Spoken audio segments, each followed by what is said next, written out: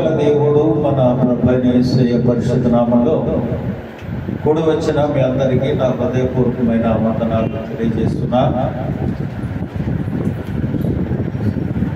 కొద్దిసేపు దేవుని మాటలు మనం విందాం. పరిశుద్ధ గ్రంథము నుండి లూకా సువార్త 22వ అధ్యాయము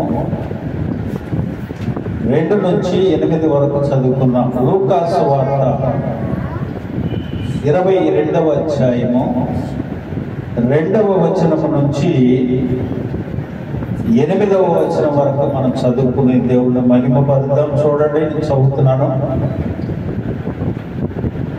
పరలోక రాజ్యము తన కుమారునికి పెండ్లి విందు చేసిన యొక్క రాజును పోలి ఉన్నది. ఆ పెండ్లి విందుకు పిలువబడిన వారిని రప్పించుటకు అతడు తన దాసులను పంపినప్పుడు వారు రానోళ్ళకపోయేది కాగా, అతడు ఇదిగో నా విందు సిద్ధపరుచున్నాను, ఎద్దులను కొవ్విన పశువులను వధింపబడినవి అంతయు సిద్ధముగా ఉన్నది, పెండ్లి విందుకు రండని పిలువడని వారితో చెప్పుడని వేరే దాసులను పంపెను గాని వారు లక్ష్యము చేయక ఒకడు తన పొలమునకును మరి ఒకడు తన వర్తకమునకును వెళ్ళిరి. తక్కిన వారు ఆ దాసుని పట్టుకొని అవమానపరిచి చంపిరి. కాబట్టి రాజు కోపపడి తన దండ్లను పంపి ఆ నరహంతకులను సంహరించి వారిని పట్టణమును తగులపెట్టించెను. అప్పుడు అతడు పెండ్లి విందు సిద్ధముగా ఉన్నది గాని పిలవబడిన వారు పాత్రులు కారు. పిలవబడిన వారు పాత్రులు కారట. ప్రియమైన దేవుని బిడ్డలారా, చదవబడిన లేఖన భాగంలో పరలోక రాజ్యాన్ని ఎలా పోల్చాడు ప్రభువారు? తన కుమారుణ్ణి పెండ్లి విందు చేసిన యొక్క రాజును పోలి ఉన్నదట. హల్లెలూయా. ఈ రాత్రి దేవుని మాటలు వింటున్న మీరు చాలా జాగ్రత్తగా దేవుని వాక్యాన్ని వినాలి. విశ్వాస జీవితం అంతా, ఒక విశ్వాసి ప్రయాస అంతా దేనికోసం? పరలోక రాజ్యం కోసం. పరలోక రాజ్యానికి పిలువబడిన వారు అనేకులు ఉన్నారు, కానీ పాత్రులు కారట. ఏం కారట? పాత్రులు కారు అంటే పరలోక రాజ్య ప్రవేశానికి అర్హులు కారు అని అర్థం. దేవుడు ఎందుకు ఈ ఉపమానాన్ని చెప్పుకుంటూ వచ్చారు అనంటే, పరలోక రాజ్యము తన కుమారునికి పెండ్లి విందుకు సిద్ధపరిచిన ఒక ఎంత పోల్చాడు ఆయన? తన కుమారుని పెండ్లి విందు చేసిన యొక్క రాజును పోలి ఉన్నదట. ప్రియమైన దేవుని బిడ్డలారా, పిలువబడిన వారు అనేకులు ఉన్నారు, కానీ వారు ఏం చెప్తూ ఉన్నారట? సాకులు చెప్తూ ఉన్నారు. ఏం చెప్తున్నారు? ఒకడేమో నేను పొలాన్ని కొన్నాను, వెళ్ళి దానిని చూడాలి అని అంటున్నాడు. పొలం కొన్న తర్వాత చూస్తాడా? కొనక ముందు చూస్తాడండి. ముందు చూసి దాన్ని ఎలా సాగుపరచాలి, దానికి నీరు ఎలా వస్తుంది, దీన్ని ఎలాగ మనం సాగు చేసుకుంటే మనకు పంట దక్కుతుంది అని అన్నీ తెలుసుకున్న తర్వాత దాన్ని కొంటాడు. కానీ పిలవబడిన వారు వెళ్ళేటప్పటికి ఇతను అంటాడు, నేను పొలము కొన్నాను కానీ దాన్ని చూడవెళ్ళాలి, నేను సాకు చెబుతా ఉన్నాను. ప్రియమైన దేవుని బిడ్డలారా, దేవుని రాజ్యము సమీపించుచు ఉన్నది, కానీ సువార్త ప్రకటించుచున్నారు, కానీ రావట్లేదు ఎవరు. దేవుని సన్నిధిలో ఉండటానికి ఇష్టపడట్లేదు, సాకులు చెప్పుకుంటూ ఉన్నారు. చూడండి, 2వ వాడు అంటున్నాడు, అయ్యా నేను 5 జతలు ఎడ్లు కొన్నాను, వాటిని పరీక్షించవలుతున్నాను అంటాడు. ప్రియమైన దేవుని బిడ్డలారా, 5 జతల ఎడ్లను కొన్నాడట. వాటిని పరీక్ష చేయవలసింది ఎప్పుడు కొనక ముందు. ఇతను సాకు ఏం చెప్తా ఉన్నాడు అని అంటే, నేను కొన్నాను, దాన్ని చూడబెళ్ళాలి అని అంటా ఉన్నాడు. అలాగనే మూడో వాడు చెబుతున్నాడు, నేను ఒక స్త్రీని వివాహం చేసుకున్నాను, అందుచేత నేను రాలేను అని అంటా ఉన్నాడు. ఏమండి, స్త్రీని వివాహం చేసుకున్నాడట, అందుచేత నేను రాలేను. సాకులు చెప్పడం ఈనాడు ప్రజలకు అలవాటైపోయింది. దేవుని సన్నిధికి రమ్మన్న రారు. దేవుని సన్నిధిలో మనం ఉండాలి. దేవుని సన్నిధికి రండి, దేవుడు రాకడ సమీపిస్తుందని భక్తులు ఎంతో వేల లక్షల రూపాయలు ఖర్చు పెట్టి సువార్తను ప్రకటించి రండి బాబు అని అన్నారు. దేవుని సన్నిధికి రాని వారుగా ఉంటా ఉన్నారు.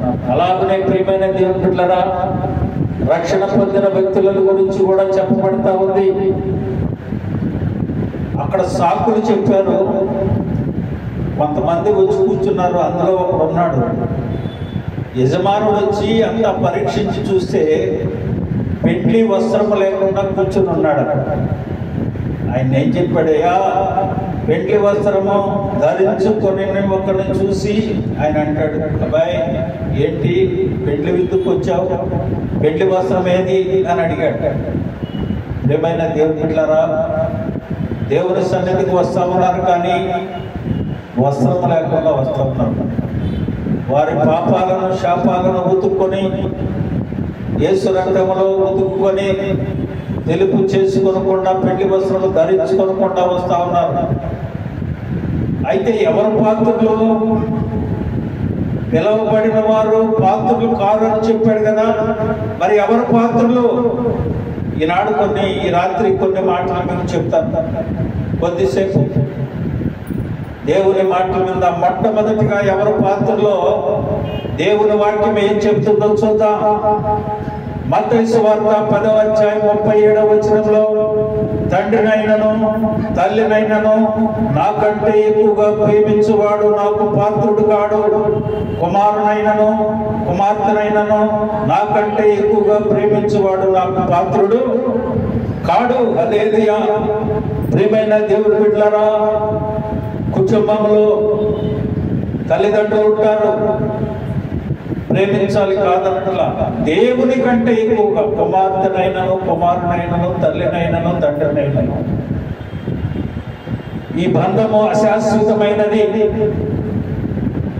దేవుని కంటే ఎక్కువగా ఎవరైనా ప్రేమించొద్దని దేవుని వాక్యం సెలవిస్తా ఉంది. ఈ రాత్రి గుర్తుపెట్టుకోవాల్సిన విషయం ఏంటంటే, దేనిని నీవు ఎక్కువగా ప్రేమిస్తా ఉన్నావు? దేవుని కంటే ఎక్కువగా ప్రేమిస్తున్నావా? దేన్నైనా అనుకోవచ్చు. ఈ రాత్రి దేవుని వాక్యమే సెలవిస్తా ఉంది, నాకంటే ఎక్కువగా నువ్వు దేన్నైనా ప్రేమిస్తే నీవు నాకు పాత్రుడవు కావు, పరలోక రాజ్య ప్రవేశము నీకు లేదు, ఆ పెండ్లి విందులో నీకు చోటు లేదు. రాత్రి దేవుని వాక్యం వింటున్న నీవు ఒకవేళ దేవుని కంటే ఎక్కువగా నువ్వు దేన్నైనా ప్రేమిస్తా ఉంటే ప్రభు అంటా ఉన్నాడు, ఈ రాత్రి మనతో సూటిగా తేటగా మాట్లాడుతున్నాడు, ప్రభు కంటే దేనిని ఈ లోకంలో నువ్వు ప్రేమించడానికి వీలు లేదన్న. రెండవదిగా చూడండి, మత్తయి సువార్త 10వ అధ్యాయం 38వ వచనంలో ఒక చక్కని మాట చెప్తా ఉన్నాడు, తన సిలువనెత్తుకొని నన్ను వెంబడింపని వాడు నాకు పాత్రుడు కాడు. హల్లెలూయా. మొదటిగా నువ్వు లోకంలో దేన్ని దేవుని కంటే ఎక్కువగా ప్రేమించకూడదు. రెండవది, ఆయనను వెంబడించేవాడు తను తాను ఉపేక్షించుకొని తన సిలువనెత్తుకొని ఆయన్ని వెంబడించాలి. ఆ సిలువని ఎత్తుకొని నువ్వు వెంబడించకుండా ఉంటే, ఆ శ్రమానుభవంలో నువ్వు పాలివాడుగా లేకపోతే నాకు పాత్రుడు కాడు. హల్లెలూయా. ఈ రాత్రి దేవుడు చక్కగా సూటిగా తేటగా మనతో మాట్లాడుతున్నాడు. సిలువ శ్రమలకు గుర్తు కదండి. భారము ఎంతో భారం. కొరడాలతో కొడతా ఉన్నారు, గుద్దుతున్నారు, తన్నుతున్నారు, ఎన్నో హింసలు పెడతా ఉన్నారు. మోయలేని భారం ఆయన మీద పెట్టారు. ఎంత శ్రమ వచ్చినా ఆయన ఒకటే మాట అన్నాడు. ఏమన్నాడు? అయ్యా, వీరేం చేస్తున్నారు, వీరికి తెలియదు కనుక వీరిని క్షమించమన్నాడు. తను తాను ఉపేక్షించుకుని తన సిలువనెత్తుకునేవాడు నాకు పాత్రుడు కాడు. మొదటిగా లోకంలో దేన్ని ప్రేమించుకుంటే ఎక్కువగా ప్రేమించు తల్లిదండ్రులను, భార్యను, భర్తను అందరూ ప్రేమించాలి, దేవుని కంటే ఎక్కువగా కాదు. రెండవది, నీ సిలువనెత్తుకొని ఆయన వెంబడించేవాడు నాకు పాత్రుడు. తన సిలువనెత్తుకొని నన్ను వెంబడించేవాడు నాకు పాత్రుడు కాడు అని అంటారు. వెంబడించాలి ఆయన సిలువనెత్తుకొని, మన సిలువనెత్తుకొని. మూడవది అంటాడు చూడండి 10:10 మత్తయి సువార్తలో, పనివాడు ఆహారమునకు పాత్రుడు. హల్లెలూయా! ఆ విందుకి పనివాడే పాత్రుడు. దేవుని పరిచర్య చేసేది దేవుని దాసుడు ఒక్కడే కాదు. సువార్త ద్వారా నీ పరిచయం నువ్వు చేయాలి. సాక్ష్యం ద్వారా ఇతరులకు సువార్తను ప్రకటించాలి. దేవుడు నీ పట్ల జరిగించిన కార్యముల ద్వారా దేవుని సువార్తను ప్రకటించేవాడిగా ఉండాలి. దేవుని పనివాడిగా ఉండాలి. దేవుని పనిలో పాత్రులుగా మనం ఉండాలి. మొదటిగా ఆయన ప్రేమించాలి. రెండవదిగా సిలువనెత్తుకొని ఆయన వెంబడించేవాడు. మూడవది ఆయన పనివాడు పాత్రుడు. ఆయన పనిలో ఉండాలి. మనం నువ్వు సువార్తను ప్రకటిస్తావో, లేదా సాక్ష్యాన్ని బయట చెప్పుకుంటావో, లేదా పరిచర్య విధానంలో చర్చలో కానీ, నీ సాక్ష్యం చెప్పడంలో కానీ, నీ ప్రవర్తనలో కానీ, నీ పనిలో కానీ దేవుని క్రియలను నువ్వు ప్రకటించేవాడుగాను ఉండాలి. వాడి దానిగాను ఉండాలి, పనివాడుగాను ఉండాలి. దేవుని పనిలో పాత్రులుగా మనం ఉండాలి.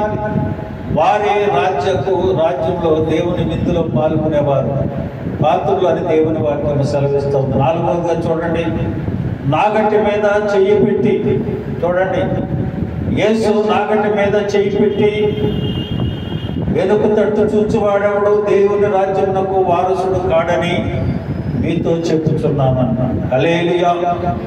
చూడండి, చాలా మంది కొత్తలో దేవుణ్ణి ఎంతగానో ప్రేమిస్తారు.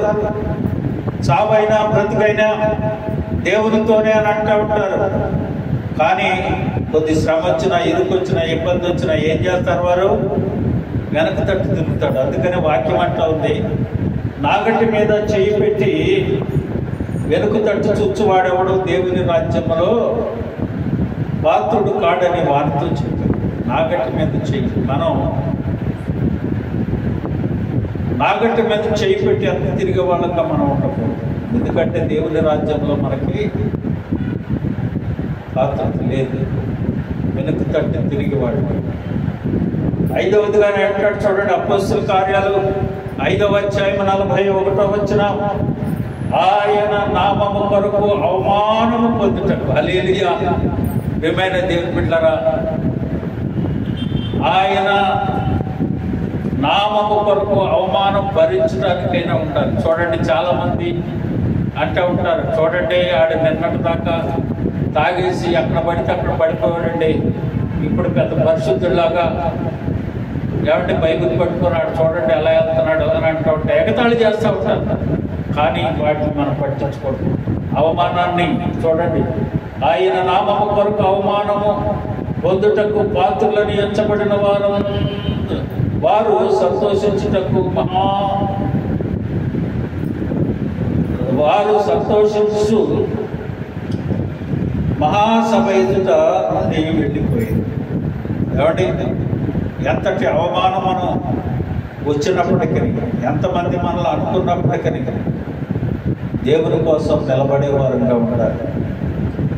అలాగనే 6వది అంటాడు 2వ తిమోతి పత్రిక 2వ అధ్యాయం 21వ వచనంలో, ఎవడైనాను వీటిలో చేరక తను తాను పవిత్ర పనొచ్చు కొనని ఎడల వాడు పరిశుద్ధ పరచబడి యజమానుడు వాడుకున్నకు అర్హమైన పాత్రతో సత్కార్యములకు సిద్ధపరచబడిన ఘనత నిమిత్తమైన పాత్ర అయి ఉన్నాడు.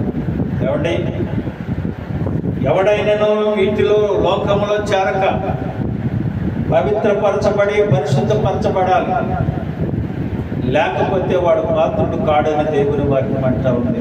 ఏమైనా దేవుని బిడ్డలారా, రేపటి దినం ఆయన పరిశుద్ధ శరీరములో రక్తములో మనం పాలు పొందబోతా ఉన్నాం. మనం పవిత్రపరచబడాలి, పరిశుద్ధపరచబడాలి.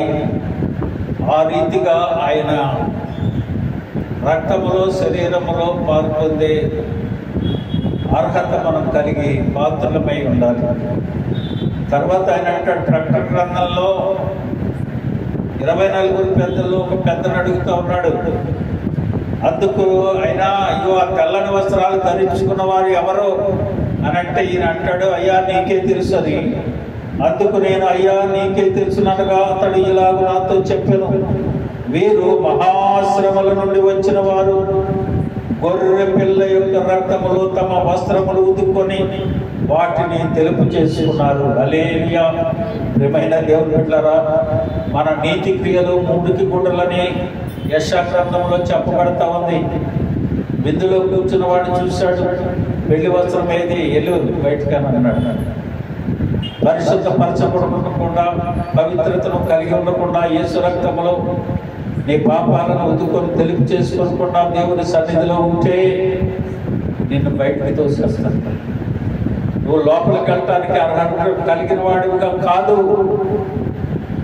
చూడండి, లూకాసు సువార్త 21వ అధ్యాయము 36వ వచనం. కాబట్టి మీరు జరుగుబో వాటిని తప్పించుకొని మనిషి కుమారుని ఎదుట నిలవబడటం శక్తి గలవారు ఎల్లప్పుడూ ప్రార్థన చేయటందు మెలకువగా ఉండండి. హల్లెలూయా.